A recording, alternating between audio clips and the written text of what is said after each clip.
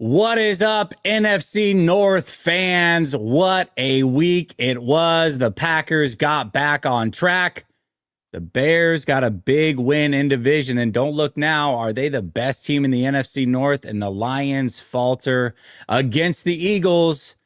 If the playoffs started today, which is my favorite line, the Lions would not be in. Let me bring in the roundtable host. We got Bass, Nick, One Bar, and Dose. Fellas, I did it right away. As soon as I say his name, he's just ready to go Trump on us. What? Go ahead, Trump. Go ahead. Drop it on us. First of all, I'm in the wrong spot. I'm supposed to be in front of Bazarowski. Please move me. Thank you very much. There we go. I've never been here on a show. Never been here before. It's a beautiful place. I'm not leaving. They're going to try to kick me out like they tried to a couple of years ago. I said, no, I'm going to stay here. It's lonely at the top. First place. See you later. Bye-bye. We're good. Now I can talk all the smack I can. Here we go. I love it. Well, fellas, so good to see you. Bass back from his honeymoon. How was it, brother? You enjoy yourself? Good, yeah. It was great. I didn't have to come in here after the Eagles lost. Clayton had to deal with that one. Shout out Clayton.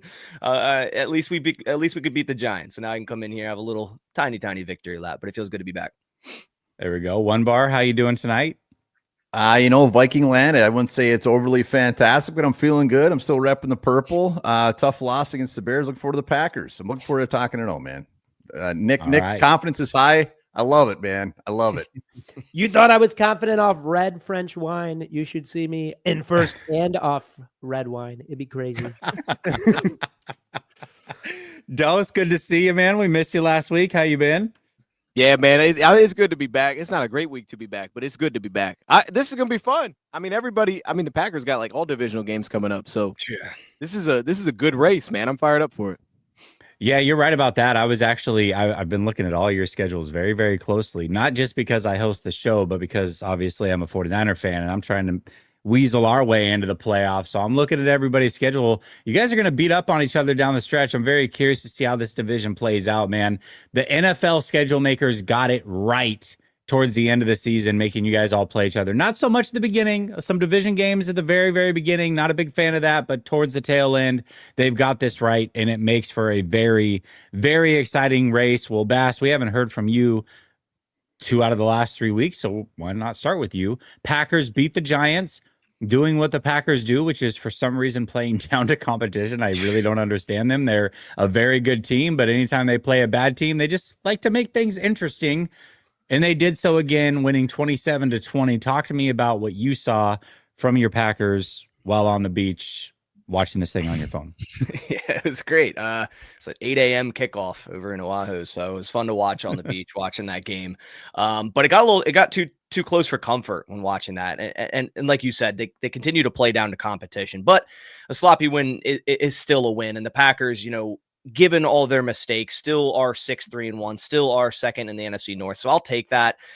They still got a lot to clean up, though. They allowed 20 points to essentially a ton of backups. And I don't want to consider Jameis a backup because I think there's a lot of teams he could start for. I think he can really sling the rock out there. And I like watching Jameis, but I still don't feel like this defense at all should have allowed 20 points against this Giants offense without Cam Scadaboo, without Malik Neighbors, without Darius Slayton, their second wide receiver. Yet the Giants still were able to convincingly move the ball until it mattered at the very end when Jameis pulled a Jameis move, throwing an interception. What teams are consistently doing now against the Packers? The Panthers kind of wrote this formula, and now we saw it with the Eagles. Now the Giants they're kind of playing. They want to play keep away. They're trying to really take control of time of possession, hammer out these 8 to 9 minute drives, run the football on first, second down, get into third and manageable, maybe even fourth and manageable, and go for it. The Giants did that plenty. And I think the Packers need to sell out more on first down against the run. Their run defense has been suspect as of late.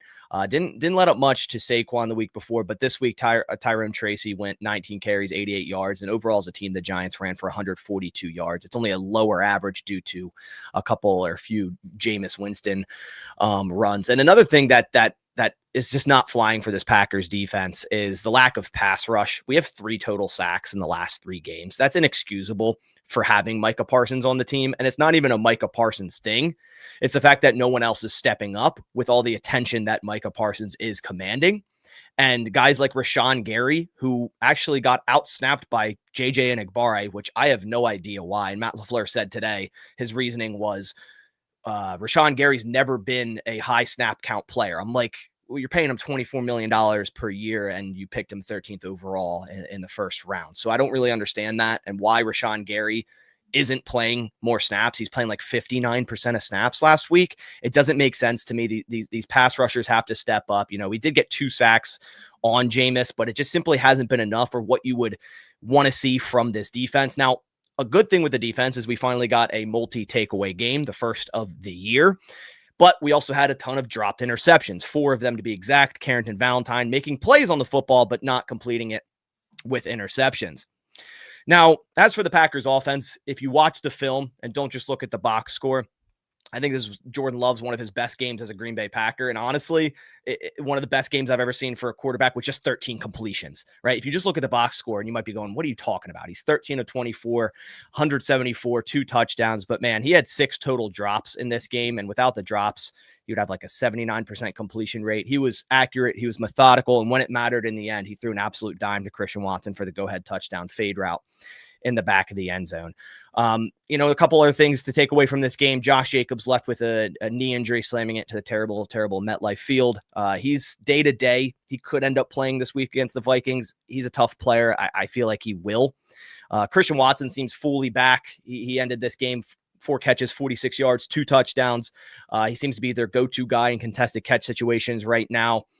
And other than that, man, the run game looked a little bit better. Emmanuel Wilson, 11 carries, 40 yards. Overall, the Packers as a team ran for 128 yards, 5.6 average. And then kicking woes. You know, we went through the last few weeks kind of forcing the hand or foot, should I say, of Brandon McManus while injured and missed a ton of kicks. And pretty much every loss for the Packers outside of last week really can be tied down to like missed kicks. And then finally they make the switch to Haversick this week because McManus is doubtful heading into this game. And Haversick misses 2 PATs in this game. Now it was very, very windy, but you know, heading into this season, I didn't think kicking would be an issue at all, especially when we had an injury to McManus and Haversick came in and was 10 for 10, including a 61-yarder. But now it seems like kicking is an issue, and I'm, you know, hoping that doesn't continue to affect this Packers team moving forward. But we're going to learn a lot about this Packers team because they've been a very streaky, inconsistent team. But we have 4 divisional games in the next 5 weeks. So we're going to learn a lot about this team, and we're going to see if they have what it takes to remain towards the top of the NFC or potentially win it or end up in 3rd or 4th place, both of which could happen. It's a very confusing team to follow right now, but at the end of the day, they are sticking out wins when they need. It's just a matter of cleaning a lot of things up that still look pretty ugly. All right, Bass. So we did talk about how a lot of division games are down the stretch here, your Packers included, for the next 5. If you had to, give me the order in which the division finishes now that we are coming down the home stretch. It's so difficult because the Packers have only played 1 divisional game and it was week 1.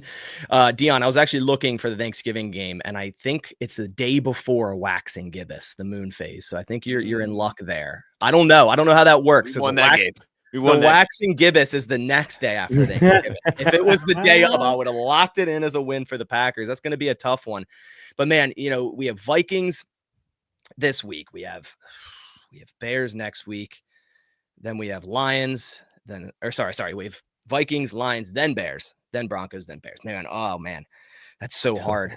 That's so difficult. I would love to sit here and be like, hey, the Packers are going to end up first, but with what they've showed me, they haven't shown me top of the NFC North quality play. I think they could sneak in as the second team. I think that's more likely right now. If I was a betting man, I think that's the route I would go, is like second. Who finishes first then, Bears or Lions? I don't know that part.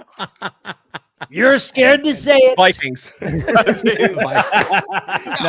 I needed that, man. Well I needed played. that. Well played. That was very well played by you, sir. Yeah, nothing gets by you. All right. Well, listen, let's talk about the Bears beating the Vikings 19-17. And I gotta say, Nick, we'll start with you since your team won. The Bears are winning all the games that they would normally lose. Like Yes. I look at the Washington game. I look at this game. There was one more throughout the course of the season that it was like, all right, it came down to a last second field goal. These are the games that they would normally lose, but not this year. Maybe that's the Ben Johnson effect. Maybe it's Caleb Williams maturing. Maybe it's a combination of the two. But either way, it seems like the Bears are extremely confident just hanging around and pulling these games out at the very, very end. They have done so multiple times this year. That is not what I'm used to watching as an outside fan. So listen, talk to me about what you saw from the Bears. How are you feeling right now sitting atop the North? Well, it's lonely at the top.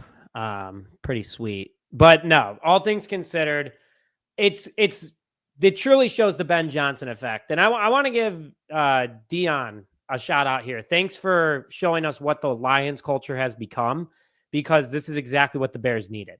And you can see that now because they're doing just as well. But Ben Johnson learned so much from Dan Campbell, and I have so much respect for him as a head coach. But Ben Johnson took his ability as a play caller and came here. And we've seen that over and over again. Was it pretty this past win? Absolutely not. Special teams still has their struggles, which that's a big weak link for the Bears. That being said, the offense wasn't like they weren't moving the ball, but they weren't moving it as effectively as we've seen. And like you said, Jesse, at the end of the day, they don't give up like they would have. And Kevin Byards came out and said it. DeAndre Swift has come out and said it. Back in the past, during other regimes, aka calling out Matt Eberflus, they would have lost these games. No confidence. They would have threw the towel in with 2 minutes left. Heck, 5 minutes left. Overall, this team is they're built different now. It's this very similar team than last year. I mean, new offensive line, great. Love that for us. But practically the same receivers, practically the same running backs with an addition of Kyle Monangai. You know, we have Colson Lovin and Cole Kmet, but we had him last year. And the defense is practically the same too. I mean, Grady Jarrett, yeah, that's our big guy that's new on that defense. But this Bears team is confident in themselves. They're well coached. They're listening. They believe in the process. And that's why they're doing so well right now. And the scary part is they haven't even scratched being as good as they can be. They still have major mistakes, pre-snap penalties, bad play call, overthrows by Caleb, still trying to understand this playbook. And they're sitting at 7-3. And again, they're winning the games that they should. They're winning the games in clutch like they've been wanting to. And overall, the Bears are just a ton of fun right now. Ben Johnson, you know, when you guys are looking at coach of the year candidates, obviously you see Vrabel over in New England and you see Ben Johnson in Chicago, and what they have done with these teams. Like, there's more than just the record. It's how they're winning, how they're competing, how they're doing. So I'm pumped up about this win. Wasn't the prettiest, but first divisional win, first place, can't complain, and love what they're doing so far. Well, and this is a team that defensively has been a little bit up and down, but gosh, that could be fixed soon. You got Johnson and Gordon practice windows open for both these folks, man. Yep. Talk to me about how big it will be to get these guys back. Huge, because we have CJ Gardner-Johnson already in this. He knows Dennis Allen's system. He's played in it before. He succeeded in it. He comes in, does well. Now the Bears have depth there because they're not getting rid of him. I mean, especially with how he's been playing. It allows Nashawn Wright to go back and be a depth piece, even though he's second in the NFL with interceptions at the moment, which is pretty darn impressive. And then along with that too, you have a guy in Kyler Gordon who also is good at blitzing and covering the rush while also covering the pass, just like CJ Gardner-Johnson. So now the Bears have a huge rotation there. Jalen Johnson coming back, one of the best defensive backs in the NFC. That's huge. And then TJ Edwards might also be back this week. We don't know for sure yet. I mean, he's on the injury report. He was out today, but he's not on IR either. So the Bears could have a huge boost this upcoming weekend against the Steelers. But getting those two back, still being 7-3, those are obviously going to help the defense and help Dennis Allen's scheme. Huge for this team, and it's really exciting to see. All right, One Bar, time to talk about it from the side of the Vikings. I know that week one feels like a lifetime ago, but here you are. The Bears eke this one out, 19-17. Talk to me about what you saw from your Vikings this past week against the Chicago Bears.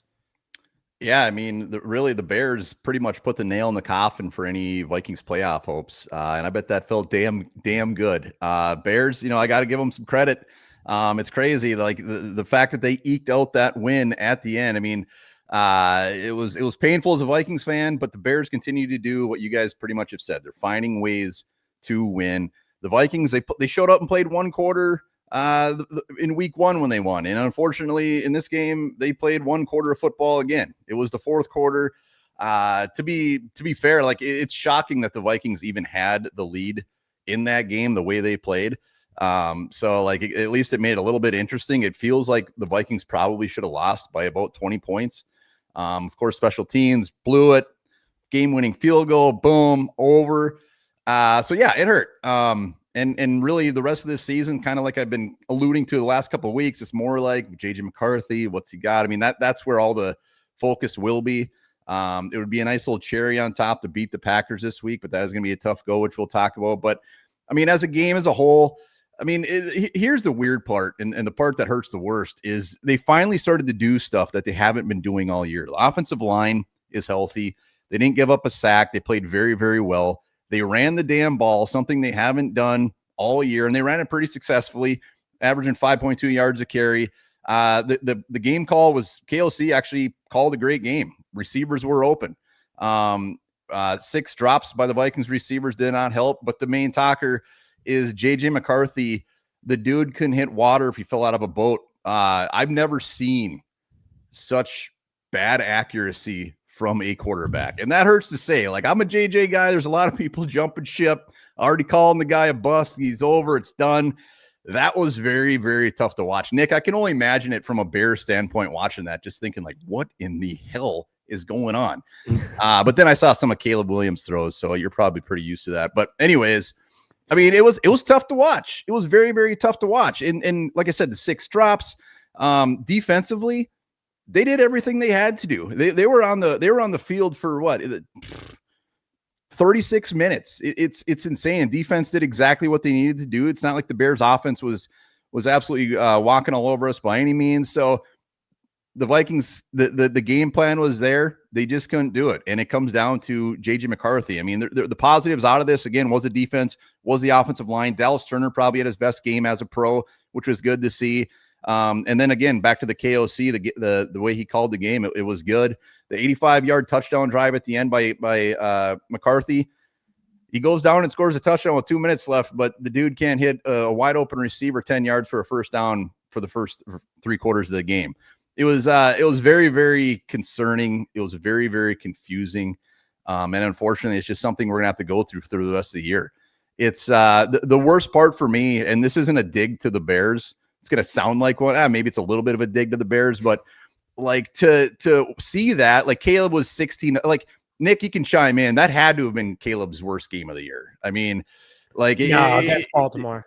What he was throwing, like playing this team, playing this defense, and to lose to this team was very upsetting. Like that just shows where the Vikings are right now. This is a team that they should have beat. And they lost. And again, that's hats off to the Bears, but just stepping away from it, just like, wow, that is definitely a team that should have been beat. I got to ask you, what is going on with Justin Jefferson? I mean, this is by far his least productive season. Yards per reception, by far hit the worst of his career. Catch percentage, by far the worst of his career.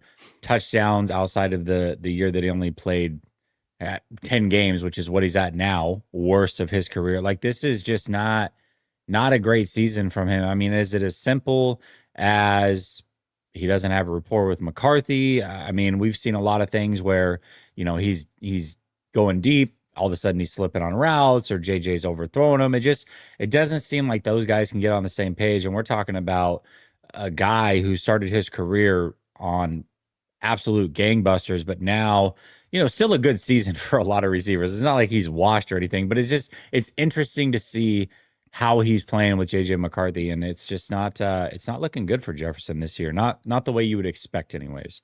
No, it is weird, and like I said, the rest of this season, like a big focus for the Vikings is that stuff doesn't start falling off the rails. Players don't start getting disgruntled, because it's going to be a rough go at it.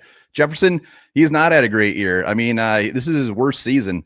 The drops, the misses, you can see he's getting frustrated at times. There was an interception a week or two ago where they picked it off, and dude, he basically just walked the other way, didn't even try to tackle him. It's just stuff you don't generally see. You can tell he's frustrated. He's still saying the right thing. He's still doing the right things. But there's something going on there. And a lot of it probably is just frustration with JJ McCarthy. I mean, the amount of times McCarthy has missed Jefferson wide open. I mean, I think it was last week he had 12 targets and 4 receptions. Like, that's never a stat line for Justin Jefferson. And he's doing everything right, but they got to make sure that they keep 18 very, very happy the rest of the way here, because it does not need to be an issue. We've seen the Stephon Diggs leave. We've seen the Harvins. We've seen the Mott. We've seen this too often. Luckily, it's not showing anything like that, but it's a mix. It's a mix. He ain't playing great, but also the supporting cast has been pretty rough. When we talk about JJ McCarthy, how patient do you think the fan base is going to be with him? I mean, I've seen this before. It doesn't matter, that it's his first season really in the NFL. Last year doesn't count. I mean, it's basically his rookie year. And it just seems like fans don't have the patience for players to have up and down seasons, even when they're first starting out. I think we saw it a little bit with Caleb Williams last year. You see it every single year with the young quarterbacks. Talk to me about JJ McCarthy and where the fan base is with him. Well, I mean, just like every other fan base, Vikings fans are crazy. They want 5 touchdowns a week starting week 1. Patience is already getting crazy. It's funny. Like, I'm not on that train. Like, he's going to be playing the rest of the year. There's no way in hell they're going to bring in Max Brosmer. If they end up benching McCarthy, I mean, call it. Like, it's not an option. But yeah, patience is getting thin. The main thing is just seeing improvement.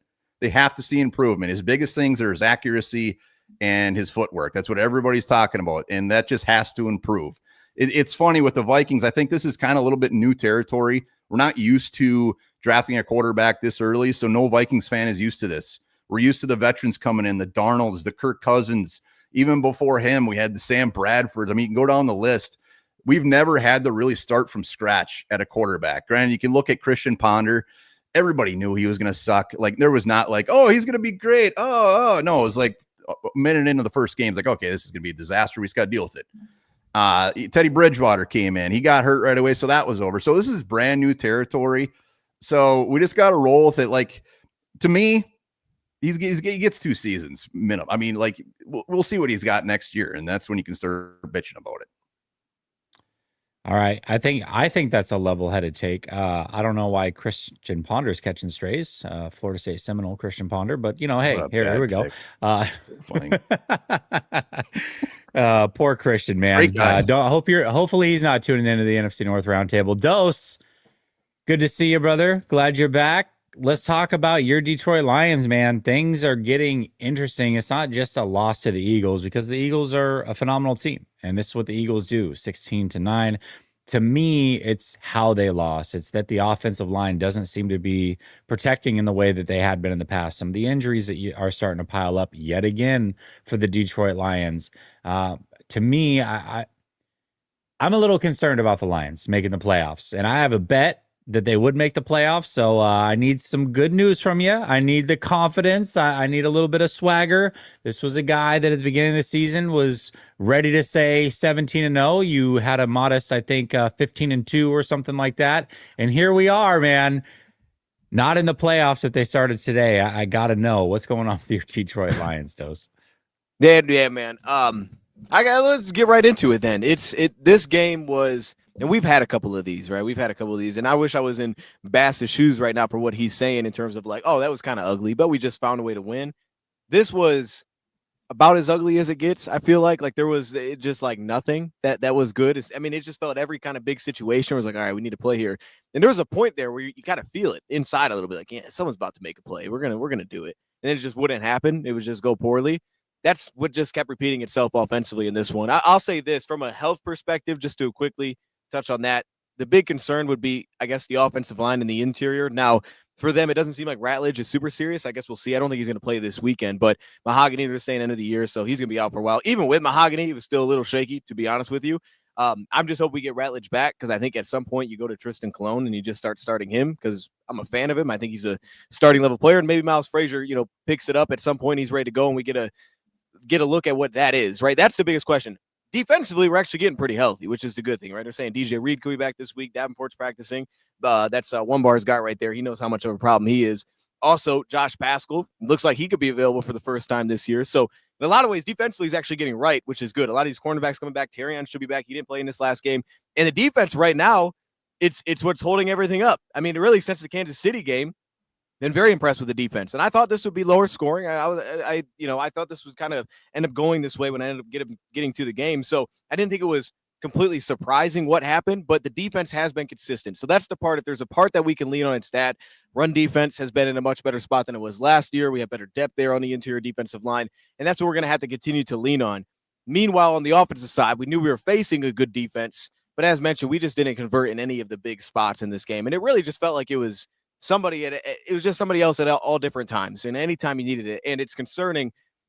Jared Goff was 14 of 37. Like, it doesn't even feel real. I don't know how that's even possible. And he had 250 yards. He had like 240. It felt like in the third quarter. Like, we were creating explosives. We were moving the ball a little bit. Gibbs was cooking, and then they just wouldn't convert anything. It was horrible on third down. It was horrible on fourth down. And it just felt like when something would come up and you're like, all right, let's put the flame out a little bit here, something else would pop up too. And the optimistic me looks at that. I felt a lot of the explosives were very good schematic designs. I thought we had a fantastic plan going into half to get that touchdown that we had. And then coming out of half, when Philly started to shake things up, we had a really good plan too. It's just that we didn't execute coming out of half.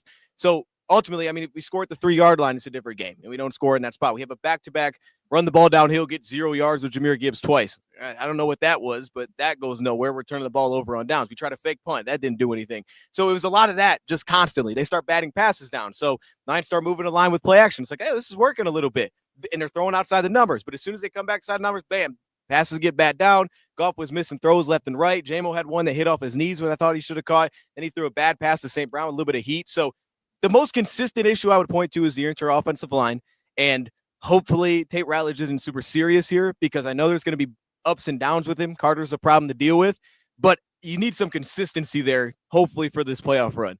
On the flip side, I don't know what they're going to do. Whether that's Frazier, Cologne, KO, they keep rocking with him. I don't know, but one of those guys, they just got to settle the waters a bit. And that's kind of where we were at with Mahogany. So I actually don't, I'm not overly concerned, which is weird. I feel like I should be for this one. I think I'm okay with this, because when it ended up like getting to the game, I didn't think we'd score a lot in this game. And I actually thought we ran the ball a little bit better than I thought that we would. It's just that situation, we were as bad as it gets. And that's not something that I would usually expect to see. Like, it's just rare, it feels like, when you're so veteran heavy. The Lions don't have young guys in a lot of spots outside of a couple of the offensive linemen. They're all vets. They've all been there. So you expect at some point someone was going to just rise to the occasion and make something happen. Where that was Goff making a good throw. I was like, nah, he ain't going to make one. J-Mo ain't going to catch anything. St. Brown bounced off his hit. Like, it was just everybody. So if Sewell's going to miss a block, why not? It was all over the place. But I'm still optimistic, because, as you said, it was a good team. But the fact that they were in that was kind of crazy, to be honest with you. I mean, it was laughably bad offensively. And I just feel like you can't get any worse than that. I'm going to be honest. That's where I'll leave it. I don't think you can get any worse than that. I think there's only up from here. We got the Giants next, and a lot of the issues that the Giants will present us are similar to Philadelphia, just to a lesser level. So if you want to call it a get-right game, we can call it that, because they got a good D-line too. They're going to get pressure pieces. It's just maybe not the same level as a whole. So it's like you can get right in winning that game, but understand that at this point, this is not like a guaranteed win. I don't care what the spread says. We looked like crap last week. This is not a guaranteed win. A lot of those things they have to get right here as well, and I think it will. They've proven that to me. So we'll see. I just have I got trust in them, Jesse. That's where I'm at right now. Right, like I've seen it long enough. I just have a part of me that just believes it's going to get right, and if it doesn't, I'll be wrong. Okay, all right. Well, I do have to know, what do you think of Dan Campbell's decision making? And this is the way it is with Dan Campbell, because we know he's going to go for it on fourth downs. He's very, very risky when it comes to this. When it works, everything's great. Nobody really says much. When it doesn't work, NFC Championship game, this game against the Eagles, it really seems to snowpile, and it never works for the whole game. And then it just becomes this major issue. And it's like, well, if he had just taken the field goals, they could have won this game. Talk to me about the decision-making from Dan Campbell. I mean, is this just as simple as this is who he is? We got to live with it. Live by the sword, die by the sword. Or do you think he should be a little bit more cautious going forward in some of these situations and pick and choose his spots a little more wisely?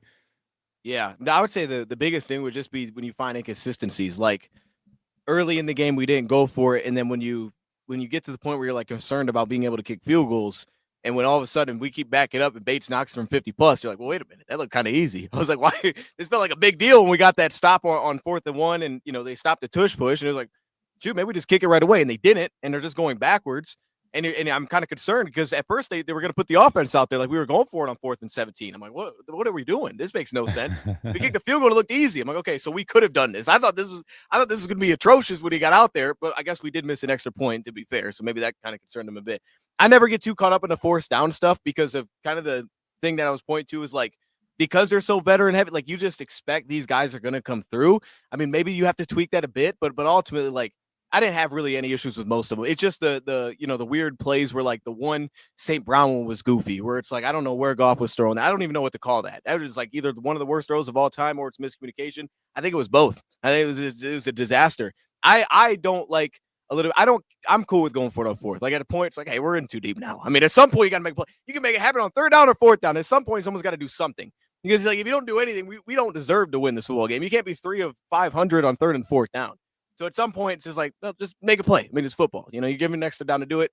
Go do it. If we're going to be what we want to be, you got to do it anyway. So I don't really have a huge issue with it. Well, there's two sides of this, right?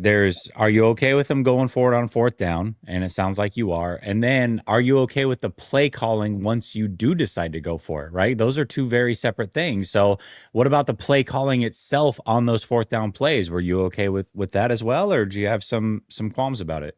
Yeah, the biggest one that I mean, in hindsight, I didn't love it was when they got back up there and they ran to Gibbs. I think it was still possible if you just ran a little bit lower. I thought he just stood straight up on the play.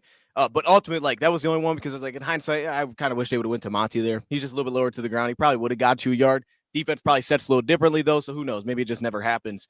I would say outside of that one, and that one's a little bit difficult for me. And again, the one to Saint, I still don't. Every time I watch, I don't know what we were trying to run there. I don't even know what they were trying to set up there.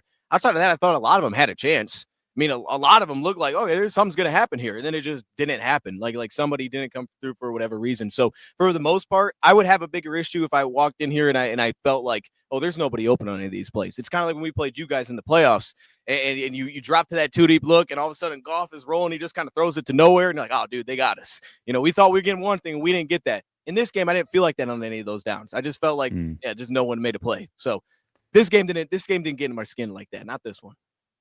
Okay, that's totally fair. Well, let's take this opportunity to hear from the sponsor, Sleeper, using promo code RTS. Link is pinned to the top of the description. You can get a 100% deposit match of up to $100.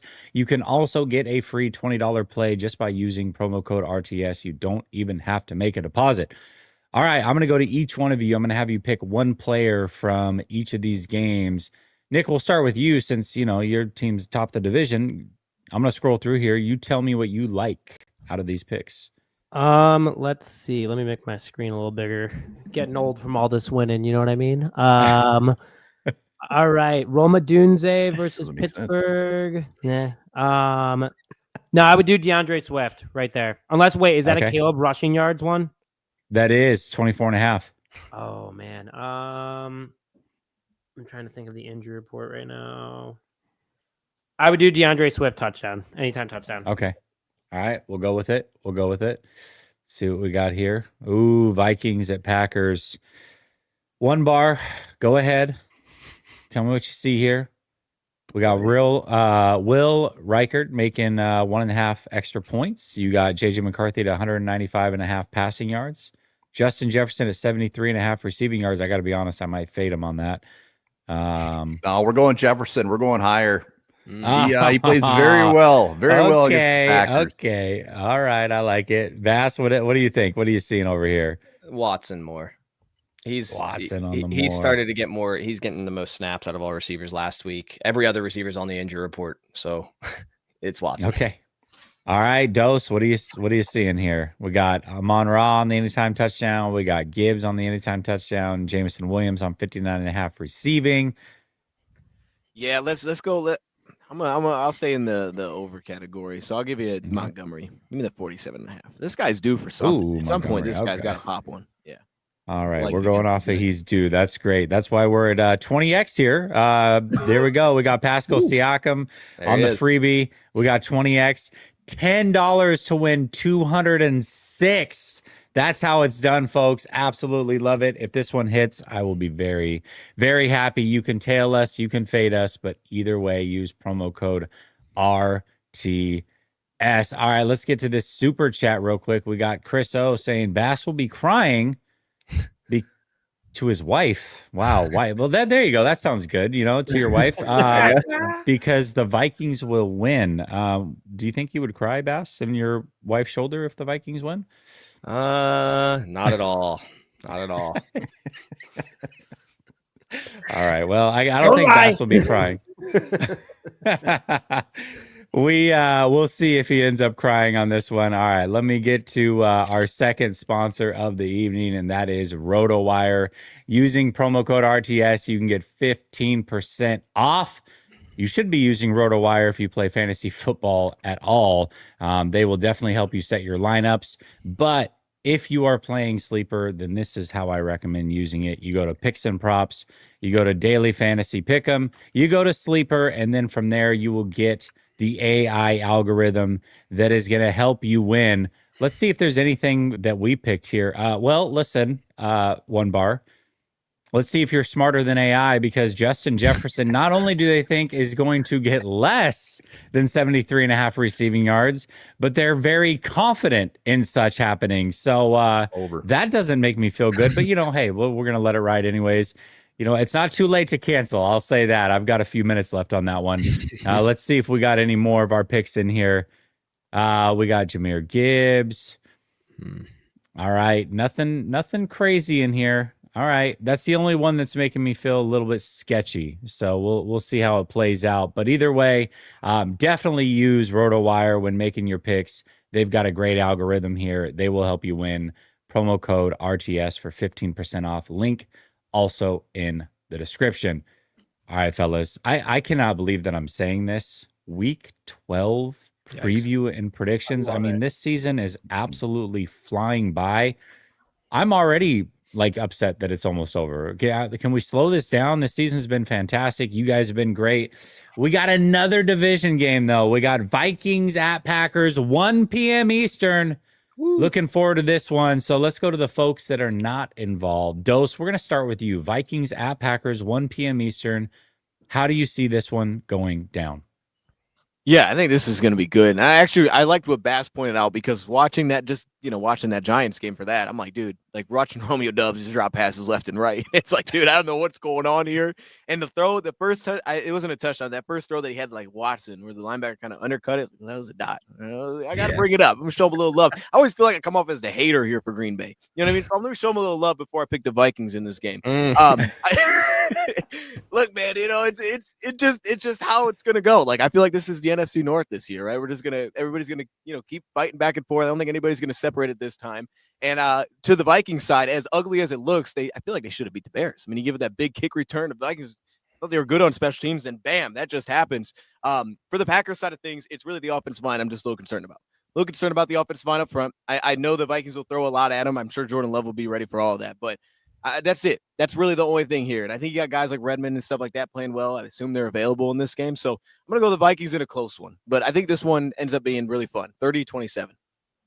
Ooh, I like this one. Well, in division, anything can happen.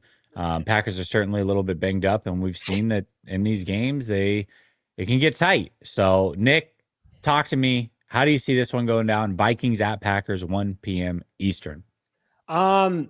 Vikings at Packers. Of course, it's at Lambeau.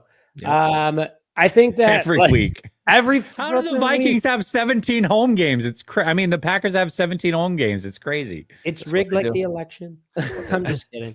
No, I think that this one, because think about it. The Vikings beat Detroit in Detroit.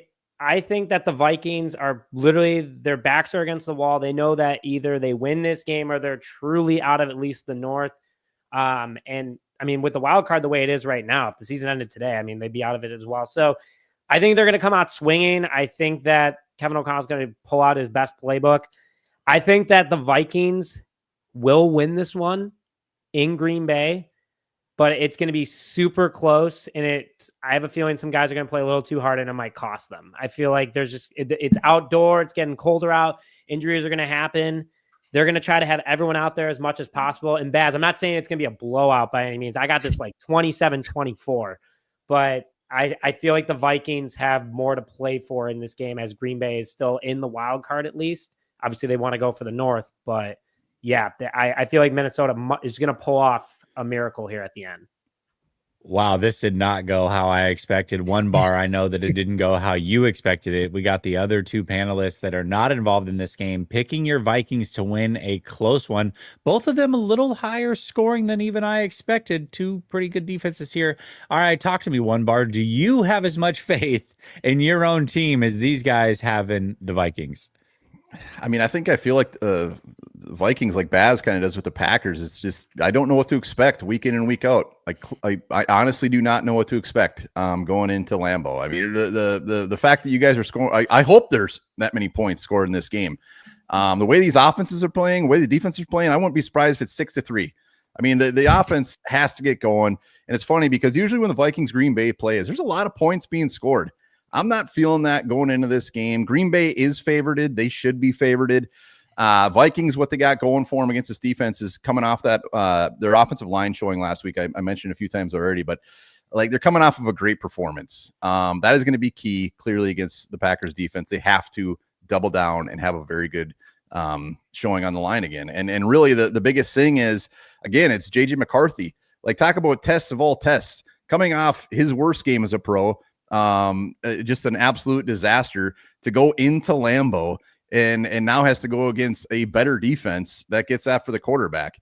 It's gonna be a test of all tests. I mean, when it comes down to him, can he make the easy throws? Can he limit the turnovers? He's got 4 interceptions in the last 2 games. Will he use his legs? Something he didn't have 1 rushing attempt against the Bears. And that's kind of his bread and butter. Like, he's got to use his legs to make some plays. Against the Ravens, he did it. Pretty much every other game he's done it. And they got to get back to that. It's going to be interesting to see what Kevin O'Connell's game plan is for him. If he kind of tames it down a little bit, if he continues to run the ball, they have to run the ball. McCarthy has thrown it 74 times in the last 2 games. He cannot be throwing it that much, or it's going to be a disaster against the Packers. I'm feeling pretty good about it. I mean, I just think I think the Vikings are going to kind of be a little bit of a spoiler role. I'm glad Nick's still giving a little bit of glimmer of hope for me for the playoffs for the Vikings, but I think we're going to be spoilers kind of. I mean, if I'm the Bears and Lions, I'm the biggest Vikings fans this weekend. You guys need to knock the Packers out a little bit, but Green Bay, their offense is gonna do some work. I'm very curious to see if Josh Jacobs actually plays. Vikings, they're kind of hit and miss as far as what they're giving up on the ground as well, but Jefferson has to be involved early. I picked the over for a reason. He's done very well against Green Bay. He has to be involved early. I don't care if they're forcing it to him. Get him the damn ball. But I do got the Vikings winning in a surprise. I got it 17-14. I think JJ throws the ball hopefully less than 25 times, and Aaron Jones goes in there, gets a touchdown at Lambeau.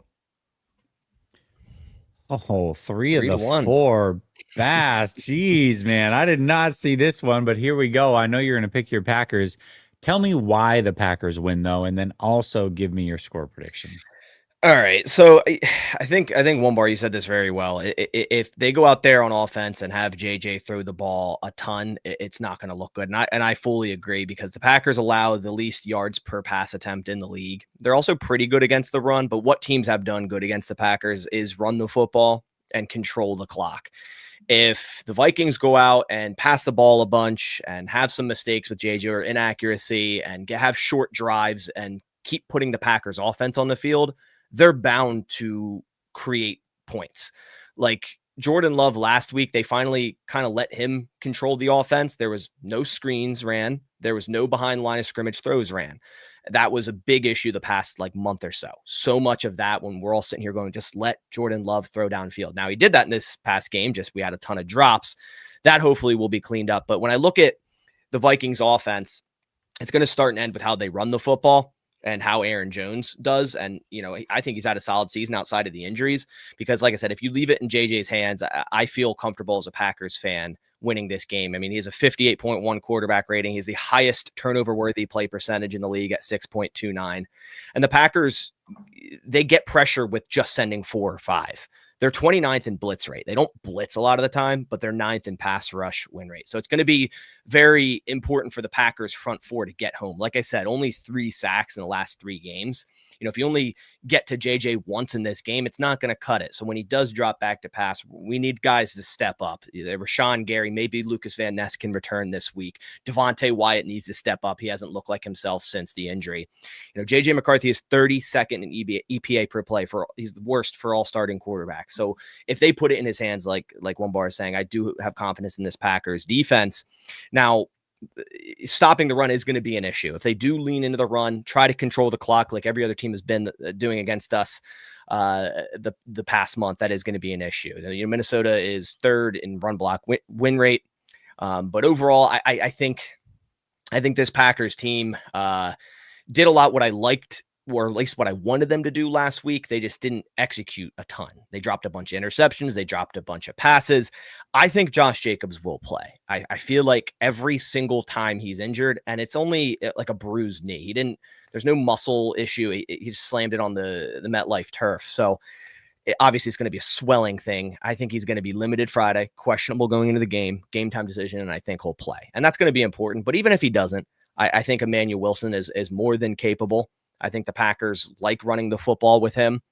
So I think I have the Packers here. Yeah, I'm going to take them 27-17. 5 of 6 of all their victories have 27 points on offense. So I'm going to go 27-17 Green Bay. Interesting stat. I'm glad that you. Oh, also it's Toyota on is starting. That just started. Yeah. Oh, we're in. So Jordan loves cooking this week. So yeah, change my pick, please. Yeah, that was a nice pass. Why'd you throw that in there, man? And all those stats about JJ McCarthy. Good Lord. My bad. I looked it up today and I was like, yikes. I expected it like kind of bad. I was like, damn, it's like the bottom. It is. Those are definitely accurate stats. Well, Toyotathon changes everything. Are you guys sure the last time around you can switch your picks? Toyotathon. I even lied. Switch that thing. There's a lot of outside impacts going on. Bass knows them all, so I'm listening to him. Moons, Toyotathon. There's a lot going on, man. I love it. Well, we got the Lions versus those pesky Giants coming up at 1 p.m. Eastern as well. All the games this week in the 1 p.m. Eastern time slot. We're going to know early how things went in the NFC North. No primetime games this week. Very, very unusual. But Lions at Giants. Nick, let's start with you. How do you see this one going down? I mean, the Giants they played well against the North. I don't know. Lions are winning this game. It's pretty simple.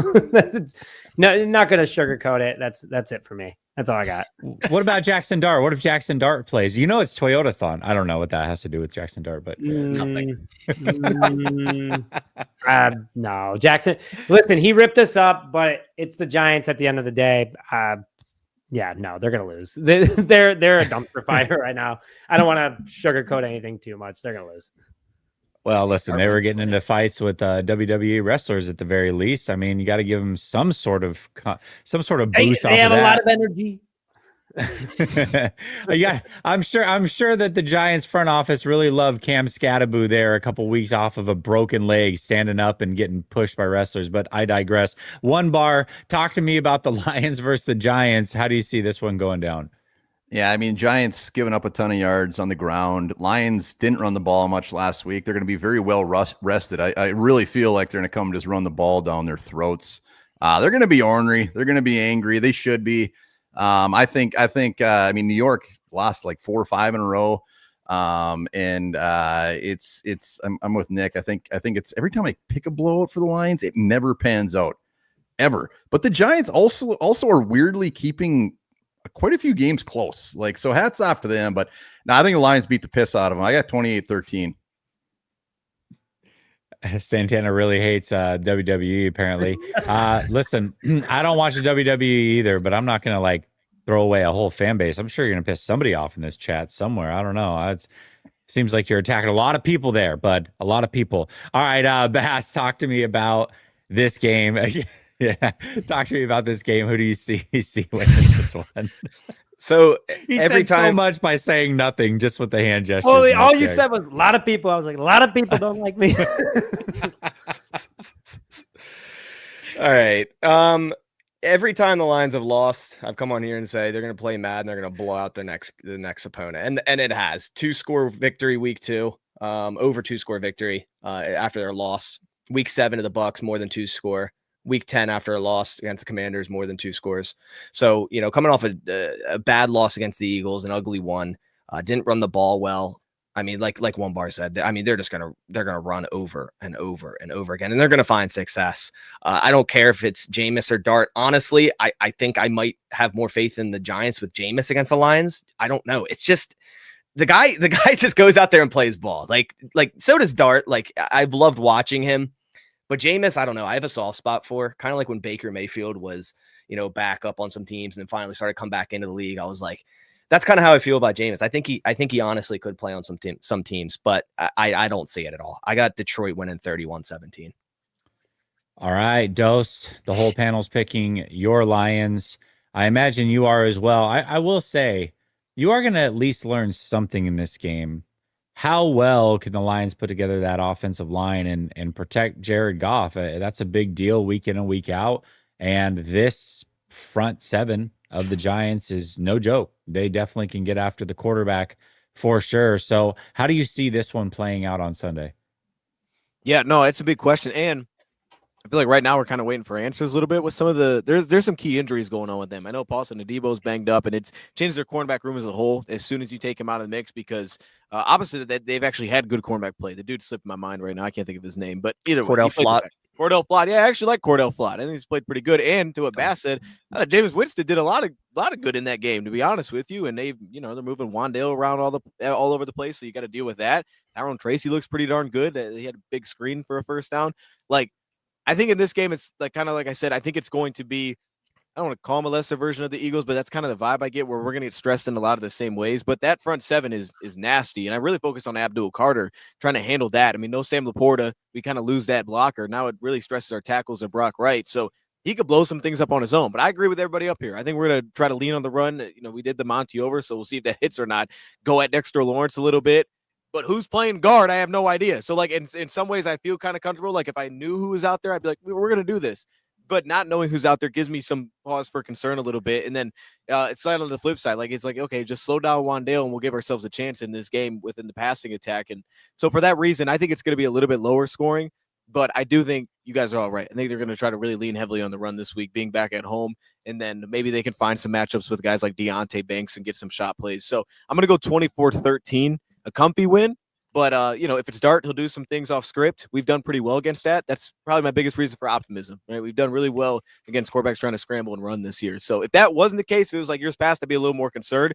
But we tend to handle that pretty well. So I think maybe I would prefer Jackson Dart over Jameis, because Jameis is going to stand there and throw it. You can leave him some windows. He's going to put it out there. He's going to give guys a chance. So I'll go 24-13. All right, I like it. Not a complete blowout, but confident in your Lions. All right, let's talk about Bears versus Steelers. Man, I gotta say, Aaron Rodgers got the broken wrist. Sounds like he's going to try to practice this week and then get out there and play.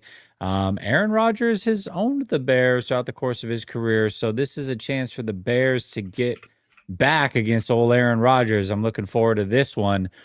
Dose, I'm going to go right back to you. Bears versus Steelers, 1 p.m. time slot. How do you see this one going down? Yeah, the Bears are cooked. I mean, let's keep it. Nick knows what time it is. I mean, you guys are cooked, man. Deal with Aaron Rodgers again. No. I ain't doing it. I'm not picking the Steelers at all. I don't know like where I'm at with that record wise, but I wouldn't pick the Steelers. There's no shot I would pick the Steelers. And I think in this game, like I think Ben Johnson is going to have a perfectly fine time. That offensive line feels like it's coming together for Chicago at this point. That's the only thing I'd be concerned of if I was Chicago, is maybe that defensive front can do some work.